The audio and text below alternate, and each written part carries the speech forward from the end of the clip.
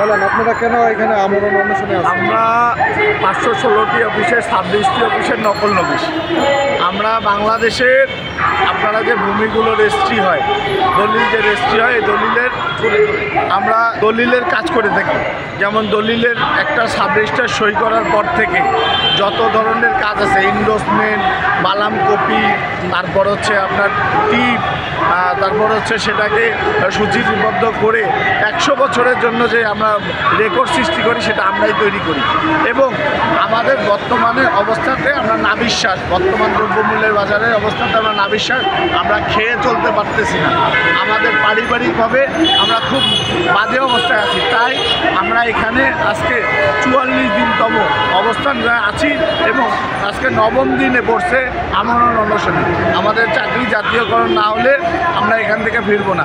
আমাদের দাবিতে আসার একটাই কারণ, সেটা হচ্ছে আমাদের মাসিক কোনো বেতন নাই। লিখলে টাকা পাই, না লিখলে নাই। 5 মাসের মনে করেন যদি লিখি 7 মাস বাড়াম থাকে না, 7 মাস লিখলে 5 বাড়াম থাকে না। না লিখলে যদি টাকা না পাই, আমার সংসার তো চালাতে হবে ভাই, আমরা কিভাবে চালাবো? এবং একটা ঈদ আসে, একটা খুশির সময়, তখন আমাদের দুশ্চিন্তা করতে হয় যে আমার পরিবারকে আমি কি দেব, কি করব। কারণ আমাদের সামান্যতম একটা বোনাস পর্যন্ত নাই। আমাদের মেয়েদের যারা আছেন তাদের মাতৃকালীন ছুটি নাই। একটা মেয়ে মানুষ বাচ্চা গর্ভবতী হওয়ার পরে 6 মাস পরে ছুটি পায়, 9 মাসের ছুটি পায়। আমাদের নকল নোটিশ মারা যদি কোনো কারণে ছুটি নিয়ে বাসায় যায়, তাদের ঘরে একটি টাকা ঢোকে না। এবং তারা 1 মাস বাচ্চার হলে 40 দিন, এই 40 দিন পার করেই বাচ্চাকে নিয়ে টেবিলে শোয়াই রেখে বালাম কপি করলে টাকা পায়, না নিলে নেই।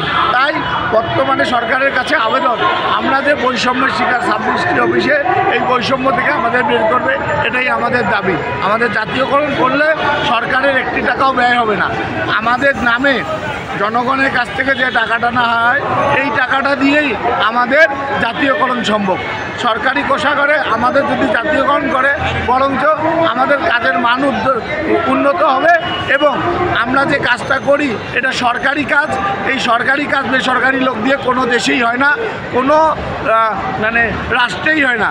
শুধু আমাদের বাংলাদেশে এই ব্রিটিশেরা একটা জিনিস ঢুকাই দিয়ে গেছে যে এদের লিখলে টাকা দেওয়া যাবে, না লিখলে না, আর অন্য কোনো দরকার নাই, এদেরকে এইভাবে রাখো। আমরা ব্রিটিশ প্রথা থেকে এখনও বেরোতে পারি নাই। 71 সালে বাংলাদেশ স্বাধীন হয়েছে ঠিকই, কিন্তু আমরা স্বাধীন হতে পারি নাই। বর্তমানে 24-এ এসে দেশ স্বাধীন হয়েছে ফ্যাসিস্ট সরকারের হাত থেকে, কিন্তু আমরা এখন পর্যন্ত স্বাধীন হতে পারি নাই। আমরা তাই বৈষম্য বিরোধী সরকারের কাছে একটাই আকুল আবেদন যে আমাদের ভাইয়েরা অসুস্থ, আমাদের ভাইরা সবাই এখানে যারা আছি একেবারে করুণ অবস্থায় আছি।